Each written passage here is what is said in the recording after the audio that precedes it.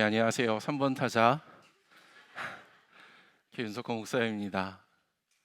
그 3번 타자는 또 3번 타자라서 참 많이 부담이 되는 것 같아요. 특별히 이렇게 우리 1번 타자와 또 2번 타자가 이렇게 너무나 우리에게 필요한 말씀을 전해 주셔서 이렇게 너무나 감사하고, 그 저희가 있는 그 러닝 크루라는 그런 방이 있는데, 그중에 어떤 분이 또 강단에서 또 우리 허성우 전사님이 또 설교하는 그런 모습을 보게 되어서 너무 좋았다라고 했는데, 참 저도 너무 좋았습니다.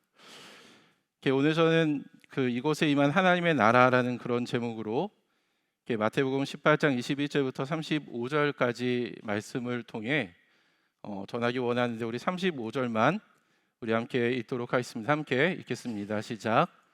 너희가 각각 진심으로 자기 형제 자매를 용서해 주지 않으면 나의 하늘 아버지께서도 너에게 그와 같이 하실 것이다. 네, 잠깐 기도하겠습니다. 하나님, 사람 있는 대의를 위한 특별 저녁 기도의 셋째 날을 하나님 맞이하게 하시니 감사합니다. 밖에 촉촉히 비가 내리는데 이 시간 성령의 단비가 이곳에 임하여서 메마른 우리의 땅이 부드러워지고, 또 우리의 내면 깊이 감춰져 있던 우리가 그동안 심었던 기도의 씨앗들, 또 말씀의 씨앗들이 주님 열매 맺는 시간 될 수 있도록 도와주시옵소서. 감사합니다. 예수님의 이름으로 기도했습니다. 아멘. 저는 몇 주 전에 최고의 선물이라는 제목으로 이렇게 말씀을 전했습니다. 제가 설교를 하면서 저희 부모님이 이제 스팸을 좋아하시기 때문에 당근에서 이제 알림을 걸어놓고 스팸이 나오면 그것을 사서 드린다라는 그런 언급을 한 적이 있어요. 그리고 이제 설교를 마치고 이제 명절을 맞이했는데 어떤 분이 오리지널 스팸을 선물로 주셔서 너무 감사했습니다. 정말로 저한테는 굉장히 뜻깊은 그런 선물이었어요. 그런데 제가 그때 설교를 통해서 하고자 하는 메시지는 분명했습니다. 물론 우리가 부모님들이 좋아하는 여러 가지 음식들, 또 현금, 이제 그런 것도 너무나 다 좋지만, 그러나 더 중요한 것은 화목한 관계다라는 그런 이야기를 제가 말씀을 드렸습니다. 그런데 그 설교를 들은 청중들의 반응은 극과 극으로 달랐습니다. 어떤 분은 저한테 피드백해 주기를, 목사님 설교가 너무 좋았어요. 목사님 설교하신 대로 말씀을 그대로 적용했어요 라고 저한테 피드백해 주신 분도 있었고, 또 어떤 분은 조심스럽게 저에게 다가와서 목사님 그 설교가 저를 너무 힘들게 했어요. 제가 그 설교 때문에 너무 많이 괴로웠어요 라고 하소연하기도 했습니다. 저는 후에 잠잠히 생각해 보니까 이 두 분 다 하나님의 말씀을 올바르게 들었구나라는 생각을 했습니다. 왜냐하면 하나님의 말씀은 성경에 불과 같고 방망이와 같다라고 이야기했는데, 우리가 이러한 하나님의 말씀을 들었다면 우리의 내면에 뭔가가 변화가 일어나야 된다라는 거예요. 그 말씀을 제가 믿음으로 받아 그 말씀에 대한 열매를 우리가 맺든지, 아니면 그 말씀과 나의 자아가 치열하게 싸우는 뭔가가 일어나야 된다라는 것입니다. 저는 오늘도 하나님의 말씀이 증거될 때 그러한 역사가 일어나기를 기대합니다. 추석 명절을 끝이 나고 저희는 사랑 믿는 대회를 눈앞에 두고 있습니다. 이제 며칠이 정말로 안 남았습니다. 지금은 우리가 해야 될 중요한 많은 일들이 있지만, 그러나 무엇보다도 우리가 사랑 믿는 대회를 준비하는 이것에 우리는 정말로 집중을 해야 됩니다. 저에게는 한 달 동안 우리 성도님들이 전도하기 원하는 전도 대상자들의 목록을 저희가 수집을 했습니다. 그래서 지난번에 담임 목사님께서 성도님들에게 공개한 것처럼 약 한 240명 이상의 그런 분들이 전도 대상자 목록으로 우리에게 제출해 주셨고, 또 그런 것들이 지금 여러분이 앉은 자리의 이름으로 기록되어 있습니다. 제가 그러한 통계들을 이렇게 분석해 볼 때 가장 많이 나온 그룹이 어떤 그룹인지 아십니까? 부모님이었어요. 압도적으로 부모님이 가장 많았고, 그 다음에는 형제 자매가 많았습니다. 그리고 3위로는 남편과 자녀가 있었고, 그 후에는 많지는 않지만 회사 동료나 동네 이웃들을 초청하겠다라는 그러한 내용이 기록되어 있었습니다. 제가 자료를 분석하면서 좀 흥미롭다라고 생각했던 부분은 배우자나 자녀들보다, 그러니까 그들보다 이렇게 부모, 형제, 자매를 써낸 분들이 더 많다라는 겁니다. 그러니까 부모와 형제지간, 혈육지간이 배우자와 자녀보다는 많았다라는 거예요. 그래서 이게 왜 이런 통계가 나왔을까? 물론 좀 수치가 비슷했지만 왜 이 경우가 더 많았을까? 제가 곰곰이 생각해 보니까, 첫째는 그동안 우리가 오랫동안 혈육지간을 위해서 전도했구나. 우리가 예수 믿은 그 순간부터 계속해서 우리의 부모님들, 우리의 형제자매들을 전도하려 노력했구나라는 것과, 또 하나 제가 한번 묵상한 것은 그만큼 배우자와 자녀를 전도하는 것이 참으로 어렵구나라는 생각을 했습니다. 아무튼 직장 동료나 이웃보다는 부모님이나 가족들이 압도적으로 많다라는 것은 우리가 전도할 때 신경을 써야 되는 중요한 고급 정보입니다. 그런데 우리가 그분들을 초청할 때 반드시 풀어야 할 그런 문제가 있는데, 그것은 틀어진 관계입니다. 관계가 틀어지면 전도하는 것은 사실상 어렵습니다. 지난 명절 때 우리는 부모님과 형제자매를 만났을 때에 아마 가족들끼리 화목한 그런 분위기 가운데 이야기를 잘 나누신 분들이 있는가 하면, 또 어떤 분들은 다 우리가 알 수 없지만 이런저런 이유 때문에 말다툼을 하거나 또는 갈등이 있거나 또는 누군가에게 상처를 주는 그런 말과 행동을 했을지도 모릅니다. 그러면 우리가 전도하기가 굉장히 어렵다라는 거예요. 관계가 틀어지면 전도하는 것은 사실상 어려워집니다. 그렇다면 이 시점에서 우리가 기억해야 될 것은 무엇일까요? 오늘은 마태복음 18장 22절부터 35절에 등장하는 이야기를 통해서 제가 몇 가지 좀 교훈을 나누기 원합니다.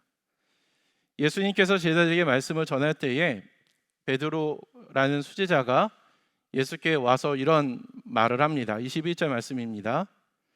그때 베드로가 예수께 다가와서 말하였다. 주님, 내 형제가 나에게 자꾸 죄를 지으면 내가 몇 번이나 용서를 해야 합니까? 7번까지 하여야 합니까? 저희 부부가 즐겨 보는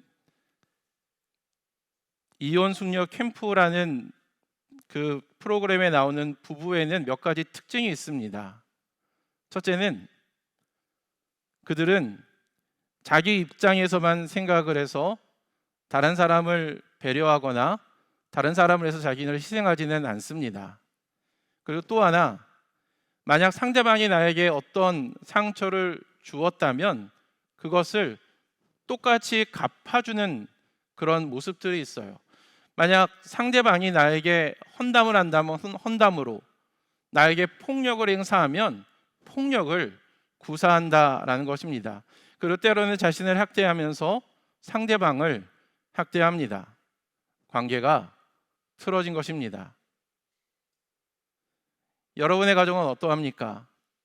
우리가 누군가를 전도하려고 한다면 상대방이 나에게 한 방식 그대로 내가 갚아주는 것이 아니라 상대방을 용서하는 마음을 가져야 됩니다. 그렇다면 여러분은 만약 누군가가 여러분에게 자꾸 시비를 걸고 상처를 준다면, 여러분의 남편이, 여러분의 시부모님이, 여러분의 동생이 여러분의 그렇게 시비를 걸고 여러분의 상처를 준다면 여러분 몇 번이나 용서를 하실 수 있겠습니까? 베드로는 7번까지 해야 합니까? 라고 말을 했는데, 그가 그렇게 말한 것은 한 7번 정도면 충분하다라고 생각했던 것 같습니다. 이처럼 우리는 저마다 자신이 가진 기준과 한계 안에서 용서를 하려고 합니다. 우리는 우리의 수준 이상으로 상대방을 용서하지 않습니다. 그런데 예수님은 우리에게 뭐라고 말을 하고 있나요? 22절 말씀입니다. 예수께서 대답하셨다. 7번만이 아니라 70번을 7번이라도 하여야 한다. 여러분, 70번을 7번 하라는 것은 490번을 용서하라는 말이 아닙니다. 히브리 문법에서 실이 완전수라는 것을 가정해 볼 때 그것은 우리가 끊임없이 누군가를 용서하는 완전한 용서를 해야 한다라는 그런 의미죠. 어떻게 이런 일이 가능할까요? 이런 일은 천국에서만 일어날 일이 아닙니까? 그때 예수님은 비유를 통해 하늘 나라가 어떠한 모습인지 설명을 했는데, 우리 23절만 제가 한번 읽어드리겠습니다. 그러므로 하늘 나라는 마치 자기 종들과 샘을 가리려고 하는 어떤 왕과 같다. 잠깐 이 본문 좀 띄워주세요. 저는 이 본문을 묵상하는데 하늘 나라라는 단어와 어떤 왕이라는 단어가 제 눈에 이렇게 들어왔습니다. 여러분, 왕에 대한 수식어를 빼면 하나님 하늘 나라가 어떤 왕과 같다라는 겁니다. 여기서 왕은 하나님이 되시죠. 그러니까 하늘 나라, 하나님 나라는 하나님이 다스리는 나라입니다. 저는 우리나라가 지금 많이 어지러운 실정 가운데 있는데 하나님이 다스리는 그런 나라가 되기를 소망합니다. 그렇다면 예수님이 말씀하신 하나님의 나라는 어떤 곳일까요? 예수님이 비유를 통해 말씀하신 내용을 한번 들어봅시다. 왕이 셈을 시작할 때에 10,000달란트를 빚진 종을 불러왔습니다. 그 종은 그 엄청난 큰 금액을 도저히 갚을 수가 없었어요. 그래서 주인은 종에게 아내와 자녀와 가진 것 모든 것을 팔아서 빚을 갚으라라고 명령을 합니다. 돈을 빌렸으니 돈을 갚으라라는 것입니다. 이것은 무리한 요구가 아니죠. 그런데 돈을 갚을 능력을 없었던 종은 주인의 무릎 앞에 엎드려 간청하기를 조금만 기다려 주시면 빚을 다 갚겠습니다 라고 애원을 했습니다. 그러자 놀라운 일이 일어났습니다. 그 주인은 그 종을 불쌍히 여기고 풀어주며 빚을 모두 다 탕감해 준 것이죠. 왕의 은혜가 그에게 임한 것입니다. 이 엄청난 빚을 탕감받은 이 사람의 마음이 어떠했을까요? 그동안 그 엄청난 빚 때문에, 채무 때문에 죽을 만큼 힘들었을 텐데 그는 주인이 베풀어진 호의로 인해 완전한 용서를 경험했습니다. 그는 빚에서, 채무에서 완전히 해방이 되었죠. 그런데 그 종이 나가서 자신에게 100데나리온을 빚진 사람을 만나게 됩니다. 그는 그 동료의 멱살을 잡고 자신에게 빌린 돈을 갚으라고 말했죠. 그 동료는 그 종의 무릎 앞에 엎드려서 빌었습니다. 기다려주게. 내가 모든 것을 갚겠네. 아마 그 말은 진심이었을 거예요. 그러나 그 종은 들어주지 않았습니다. 동료를 감옥에 놓고 자신에게 빚진 것을 다 갚을 때까지 갇혀있게 했죠. 다른 동료들이 이러한 광경을 보고 매우 딱하게 여겨 주인에게 가서 지금 일어나고 있는 이러한 상황들에 대해서 이야기를 했습니다. 그러자 주인이 그 종을 불러 이렇게 말을 합니다. 32절 후반절과 33절입니다. 제가 한번 읽어드립니다. 이 악한 종아, 내가 애원하기에 나는 너에게 그 빚을 다 없애주었다. 내가 너를 불쌍히 여긴 것처럼 너도 내 동료를 불쌍히 여겼어야 할 것이 아니냐. 그 주인은 매우 화가 나서 그 종을 감옥에 넣고 자기에게 빚진 모든 것을 다 갚을 때까지 감옥에 갇혀 있게 했습니다. 그러면서 예수님은 이 이야기의 결론을 이렇게 정리합니다. 35절 말씀인데 우리 같이 한번 읽겠습니다. 함께 읽습니다. 시작. 너희가 각각 진심으로 자기 형제 자매를 용서해 주지 않으면 나의 하늘 아버지께서도 너희에게 그와 같이 하실 것이다. 이것이 오늘 본문의 내용입니다. 저는 이러한 내용을 통해서 세 가지 교훈을 함께 나누기 원합니다. 첫째는 상대방의 잘못을 탓하기 전에 자신의 모습을 볼 수 있어야 된다라는 것입니다. 상대방에게 어떤 잘못이 있어요. 그 잘못에 대해서 내가 비난하고 정죄하기 전에 내 모습이 어떠한지를 먼저 볼 수 있어야 된다라는 이야기입니다. 우리가 오늘 본문을 제대로 이해하려면 데나리온과 달란트의 그 화폐 가치가 어떠한지를 알아야 됩니다. 한 데나리온은 그 당시에 노동자의 하루 일당 정도가 됐으니까 한 10만 원 정도라고 생각하면 됩니다. 그러니까 100 데나리온은 여기에 100을 곱하니까 한 1000만 원이 되는 금액이죠. 그리고 한 달란트는 600 데나리온이기 때문에 약 60억이 됩니다. 그러니까 만 달란트는 여기에 60억을 곱하면 약 6조 정도가 되는 엄청난 돈이죠. 정리하자면 100 데나리온은 1000만 원 정도의 금액이고 만 달란트는 6조가 되는 엄청난 금액이다라는 겁니다. 여러분 100 데나리온 그러니까 1000만 원은 결코 작은 돈이 아닙니다. 만약 여러분에게 1000만 원의 돈이 생긴다면 여러분은 그 돈으로 무엇을 하시겠습니까? 1000만 원이면 웬만한 것은 다 할 수 있습니다. 부부가 한 달 정도 유럽 여행을 갔다 올 수도 있고요. 또 집에 오래된 가전제품, TV, 냉장고, 그 다음에 식기세척기 같은 것들을 한 번에 바꿀 수 있는 엄청난 돈입니다.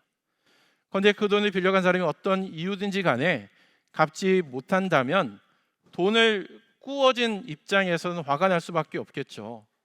오늘 본문에서는 멱살을 잡았다라고 했는데 여러분 그것이 이상한 일이 아닙니다. 만약 여러분이 누군가가 여러분에게 1000만 원을 가져갔는데 빚졌는데 그 돈을 갚지 않고 버틴다면 여러분 어떻게 하시겠습니까? 경찰에 신고를 하거나 힘 좀 쓴다는 사람들을 동원해서 어떻게든 그 돈을 받으려 하지 않겠습니까? 그런데 그 사람이 만 달란트 그러니까 6조의 돈을 빚졌는데 그 엄청난 돈을 탕감받은 상황이라면 이야기가 달라집니다. 여러분 연이율 3%로 계산할 때 6조 원이면 하루에 이자만 해도 제가 계산해 보니까 50억 정도가 됩니다. 하루가 지나면 50억이 쌓이는 거예요.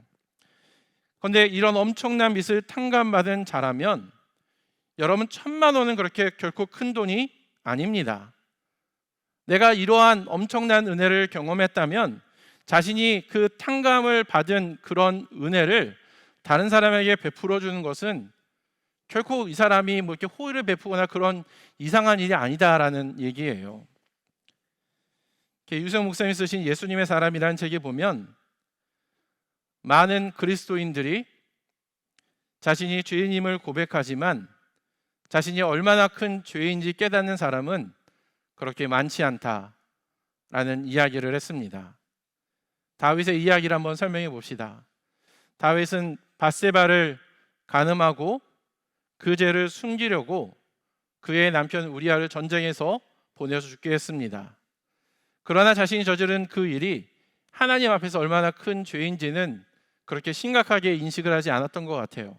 그래서 나단 선지자가 어떤 부자가 가난한 사람의 양 한 마리를 빼앗아 손님을 대접했다라는 이야기를 들려주었을 때 다윗은 매우 화를 내면서 그 일을 행한 사람은 마땅히 죽어야 된다라고 말을 했습니다. 다른 사람의 죄에 대해서는 그 작은 죄에 대해서는 저 사람은 죽어 마땅하다라고 말을 했지만 정작 자신이 그런 죄, 자신이 더욱더 심각한 죄를 지었다라는 것은 그가 인식하지 못했던 것입니다. 우리가 이번 사랑 믿는 데이 때에 누군가를 초청하기 원하는데 여러분의 아버지와 여러분의 배우자와 여러분의 자녀들을 초청하기 원하는데 예전에는 사이좋게 지냈지만 지금은 원수처럼 얼굴 보지 않는 우리의 형제자매를 우리가 초청하기 원하는데 여러분, 상대방의 그런 어떤 모습 때문에 그 초청이 굉장히 어려울 수 있습니다. 굉장히 부담이 되고 힘들 수가 있어요. 상대방이 나에게 지은 어떤 모욕적인 말이 생각날 수도 있고요. 내가 그 사람에게 받은 무시나 천대나 씻을 수 없는 그런 상처가 기억이 날 수도 있습니다. 그때 우리는 그 사람의 잘못을 탓하기 전에 자신이 얼마나 심각한 죄인인지를 먼저 인식해야 됩니다. 여러분, 예수님이 나의 죄 때문에, 다른 사람의 죄가 아니라 나의 죄 때문에 죽으셨다는 것을 정말로 믿는다면 나보다 심각한 죄는 없습니다. 우리가 예수님이 십자가 그 형틀에서 맞이한 그 심각한 고통의 모습을 우리가 기억한다면 그러한 고통의 심각성은 우리의 죄의 심각성을 반영한 것이다라고 볼 수가 있습니다. 여러분, 가족들을 전도하기 원하시나요? 상대방의 어떤 잘못, 어떤 부족한 부분들을 탓하기 전에 나 자신의 모습을 먼저 돌아보기 바랍니다. 내가 얼마나 심각한 죄인인지를 정말로 깨닫게 된다면 우리는 상대방을 이전과는 다른 방식으로 우리는 맞이할 수 있을 것입니다. 두 번째 나누고 싶은 교훈은 상대방을 불쌍히 여기는 마음을 가져야 된다라는 것입니다. 여러분, 이런 질문을 한번 해봅시다. 왕이 10,000달란트 빚진 사람의 돈을 없애준 이유가 무엇이었을까요? 그 엄청난 돈을 없애준 이유가 있을 텐데 그 이유가 무엇이었을까요? 왕이 돈이 많아서일까요? 여러분 아시겠지만 부자는 돈을 함부로 쓰지 않습니다. 그 배우 전원주 씨는 낮에는 햇빛이 들어오면 그것이 충분하면 절대로 그 안에 불을 켜지 않고, 또 샤워를 할 때도 저희는 그냥 틀어놓고 샤워를 하잖아요. 그런데 그분은 그 수도세를 좀 아끼려고 잠깐 필요할 때 잠깐 틀어놓고 멈췄다가 씻고 또 필요할 때 그것을 튼다라고 했습니다. 그리고 외부에 나가서 음식을 먹고 만약에 반찬이 남으면 그것을 싸우는 것을 부끄러워하지 않는다라고 그분은 그렇게 고백을 했습니다. 여러분, 부자가 괜히 부자가 되는 것이 아닙니다. 그렇다면 빚진 자가 왕 앞에 무릎을 꿇고 간절히 애원했기 때문에 말 한마디에 천냥빚을 갚는다고, 그가 무릎 꿇고 막 살려달라고, 내가 죽겠다고 그렇게 애원했기 때문에 그 왕이 그렇게 호의를 베풀었을까요? 만약 그것이 사실이라면 100데나리온 빚진 자가 엎드려서 애원을 할 때 10,000달란트 빚진 자도 그를 용서해 주어야 했습니다. 그러나 그는 그 동료를 감옥에 집어넣고 돈을 다 갚을 때까지 풀어주지 않았죠. 왕이 그 엄청난 빚을 다 없애준 이유는 단 하나, 그 종을 불쌍히 여겼기 때문입니다.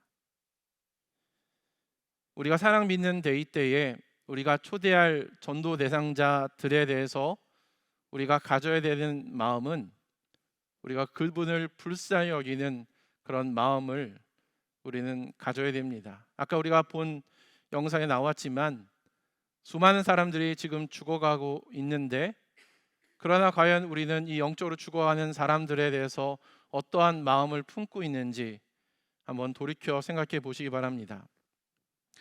어떤 여학생이 있었습니다. 그 여학생은 어릴 때 부모님이 모두 돌아가셔서 고모 밑에서 자라게 됐습니다. 그 고모는 조카들을 키우느라 결혼도 못하고 온갖 고생은 고생대로 다 했죠. 그런데 그 여학생은 고모가 자신을 위해서 희생하는 것은 고맙지만 날이 갈수록 잔소리가 심해지고, 특별히 자기가 교회를 갈 때 교회를 가지 못하도록 구박을 하는 그 고모가 정말로 미웠습니다. 그래서 집에만 오면 숨이 막혀 고모와 매일 싸웠죠. 그런데 다시 교회 가서 기도할 때면 다시 한번 그 고모가 생각이 나서 마음이 너무 아파서 언젠가 내가 고모를 전도해야 되겠다라는 생각을 하게 되었어요. 그런데 고모를 만나면 또 다시 싸울 것 같아서 집으로 돌아오기 전에 문고리를 잡고 하나님 앞에 이렇게 기도를 합니다. 하나님, 저는 고모를 만나면 싸우지 않을 자신이 없습니다. 저 대신 주님이 우리 고모를 만나 주세요. 그렇게 기도를 마치고 문을 여는 순간 여전히 잔뜩 미간을 찌푸리는 고모가 영락없이 그 학생에게 잔소리를 퍼붓기 시작을 했습니다. 그런데 잔소리를 듣는 그 여학생의 마음이 전과는 달랐어요. 학생은 자기의 소리를 질러대는 고모를 와락 끌어안으면서 이렇게 말을 했다라고 합니다. 고모, 고모가 많이 늙었어.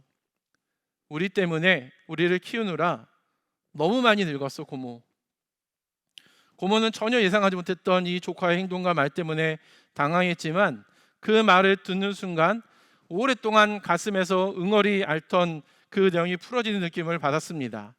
그리고 그날 고모와 조카는 서로 붙들고 한참을 울게 됩니다. 하나님이 조카에게 고모를 불쌍히 여기게 하는 그런 마음을 갖게 하셨고, 그러한 계기로 고모는 조카를 따라 교회를 나가게 되었다라고 합니다.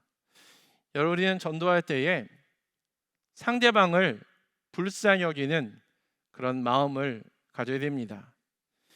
이재희 목사님은 예전에 자신은 아프면 거실에 나와서 아프다라는 그런 이렇게 좀 내색을 좀 하는 편인데, 그 문현 사모님은 만약 당신이 정말로 아프다면 아프다고 말조차 하지 못했을 거라고, 당신이 이렇게 말을 하는 것은 당신이 안 아픈 거라고 그렇게 말을 했다라고 합니다. 그런데 이재희 목사님이 그 말 뒤에 이런 말씀하셨어요. 만약 우리 어머니라면 아이고 내 새끼 얼마나 아프니? 라고 말했을 거다라고 이야기를 했습니다. 아들을 불쌍히 여기는 마음을 가지는 거죠. 여러분, 우리는 누군가, 특별히 우리가 전도하는 그 대상자에게 우리가 품어야 되는 그 마음은 어머니가 자식을 대하는 그 마음, 불쌍히 여기는 마음으로 우리가 상대를 바라봐야 될 줄 믿습니다. 혹시 상대방의 어떤 모습 때문에 다가서지 못하고 있습니까? 상대방을 여러분 불쌍히 여겨 주십시오. 여러분의 아버지를, 여러분의 어머니를, 여러분의 남편을, 여러분의 아내를, 여러분의 자녀를 불쌍히 여기기 바랍니다. 그런데 그러한 마음은 정말로 생기기가 쉽지가 않아요. 우리는 이기적인 존재라 그러한 마음이 좀처럼 생기지 않습니다. 그래서 성령께서 우리의 마음을 만져주셔야 되고, 우리의 마음뿐만이 아니라 그 고모의 마음을, 응어리진 고모의 마음을 풀어준 것처럼 상대방의 마음도 풀어줘야 됩니다. 여러분, 그래서 나중에 우리가 기도할 때 하나님, 우리가 이런 마음을 갖게 해달라고, 상대방의 그 응어리진 그 마음, 무엇 때문에 모르겠지만 꽝꽝 얼어붙은 그 마음이 풀어지게 해달라고 여러분 기도하시기 바랍니다. 그리고 세 번째로 나누고 싶은 교훈은 상대방을 용서해야 하나님 나라를 경험할 수 있다는 것입니다. 우리가 누군가를 용서해야 하나님 우리에게 기대하시는 하나님의 나라를 우리가 경험하게 된다라는 것이죠. 마태복음 18장 33절 말씀 제가 한번 읽어드립니다. 내가 너를 불쌍히 여긴 것처럼 너도 내 동료를 불쌍히 여겼어야 할 것이 아니냐. 본문에서 주인은 자신이 10,000달란트 빚진 자의 그 모든 채무를 면제해 준 것처럼 그가 자신에게 100데나리온 빚진 그 채무를 면제해 줄 것을 그는 기대했을 것입니다. 그러나 아쉽게도 주인이 베풀어준 그 용서는 100데나리온을 빚진 사람에게까지는 흘러가지 않았습니다. 지난 9월 28일 손흥민이 있는 LAFC와 세인트루이스 시티 FC가 경기를 했습니다. 그때 데니시 부앙가라는 선수가 전반 15분에 선제골을 넣었고, 그 뒤에 손흥민이 2골을 연속해서 넣어서 3대0으로 이기고 있는 그런 시점이었습니다. 그러던 중에 굉장히 이색적인 장면이 연출이 됩니다. 3대0으로 이기고 있는 중에 상대방의 핸들링 반칙으로 인하여서 페널티킥을 차게 되는 순간이 오게 된 거죠. 첫 번째는 부앙가가 그 볼을 가지고 손흥민에게 건네주면서 네가 차라.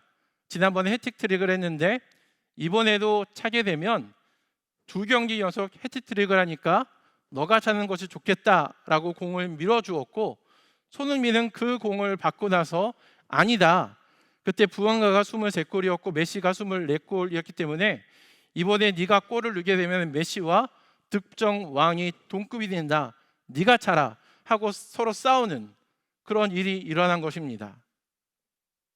주심이 비디오 판독 끝에 페널티킥이 취소되면서 어떤 일이 되었지만 이 모습은 동료 선수들과 축구계에 굉장히 큰 파장을 주었습니다. 왜냐하면 일반적으로는 경쟁 사회이기 때문에 자기가 못하면 탈락되고 떨어지는 시스템이기 때문에 서로 자기가 차려고 하는데, 지금 여기에서는 서로 내가 안 차고 너가 차는 게 좋겠다라고 이야기를 했기 때문이죠. 여러분, 오늘 본문으로 돌아와서 만약 10,000달란트의 빚을 탕감받은 자가 100데나리온 빚진 자의 그 빚을 모두 탕감해 주었다면, 그리고 그것을 탕감해 주는 그 훈훈한 모습을 동료들이 보게 되었다면 어떤 이들이 있었을까요? 10,000달란트 빚진 사람, 100데나리온 빚진 사람, 그리고 그 곁에 있던 동료들은 모두 하나님이 기대하시는, 서로 용서하고 서로 희생하고 서로 사랑하는 하나님의 나라를 경험하게 되었을 것입니다. 2025년 9월 12일 찰리 커크라는 사람이 유타주의 유타밸리 대학교에서 트랜스젠더 총기 규제에 대한 주제로 야외 천막 공개 토론 행사를 하던 발언 중에 타이러 로빈슨이라는 사람이 쓴 총을 맞고 즉사를 한 사건이 있었습니다. 그런데 놀랍게도 찰리 커크의 아내 되는 에리카 커크가 자신의 남편을 살해한 그 사람을 용서하며 추모식에서 이런 말을 합니다. 나의 남편 찰리는 자신의 생명을 앗아간 사람과 같은 청년들을 구하고 싶어 했습니다. 그 젊은이를 용서합니다. 예수 그리스도께서 우리를 용서하셨고 남편도 그를 용서했을 겁니다. 증오에 대한 답은 증오가 아닙니다. 답은 사랑입니다. 저는 찰리 커크나 또는 그의 부인 에리카 커크가 어떤 사람인지, 어떤 배경의 사람인지는 잘 모릅니다.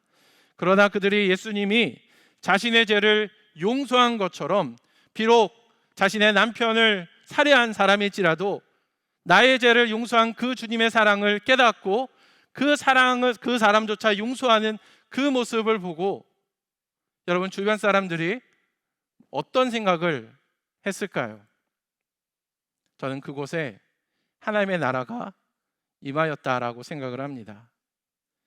오늘 우리는 죄는 관계를 파괴하지만 용서는 그 파괴된 관계를 회복시킬 수 있다는 내용을 살펴보았습니다. 혹시 여러분 이번에 사랑 믿는 데이트에 누군가를 초청해 원하는데 상대방이 어떤 모습 때문에, 자신이 증오하고 싫어하는 어떤 모습 때문에 망설이십니까? 다른 사람의 잘못을 탓하기 전에 먼저 내가 엄청난 죄를 용서받은 죄인이라는 것들을 기억하고 상대방을 불쌍하게 여기는 마음을 가지고 여러분 그 사람에게 다가서기 바랍니다. 주님께 기도하기를, 주님, 저에게 예수님의 마음을 주님 주세요. 하나님, 저의 그 사람의 마음을 주님, 얼었던 그 단단한 그 마음을 주님 풀어주세요 라고 여러분 기도하기 바랍니다. 그러면 틀어진 관계가 회복되어서 이곳에 하나님의 나라, 곧 서로의 관계가 회복되는, 서로를 사랑하고 서로를 위해서 희생하는 평화의 하나님의 나라가 우리 가운데 임하게 될 것입니다. 사랑 믿는 데이가 하나님 나라 되기를 주님의 이름으로 축복합니다. 함께 이 시간 찬양하도록 하겠습니다.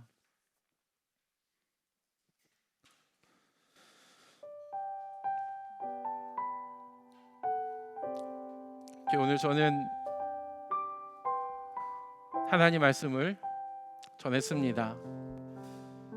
이 말씀이 우리의 삶 가운데 하나님 잘 뿌려져서 하나님 우리 가운데 30배, 60배, 100배의 결실이 맺혀지고, 주님, 우리가 생각하지 못했던, 우리가 기대하지 못했던 그 하나님의 나라가 우리 가운데 임하는 것을 하나님 우리가 볼 수 있도록 도와달라고, 우리가 믿음으로 주님을 바라보게 해달라고 함께 이 시간 찬양하도록 하겠습니다.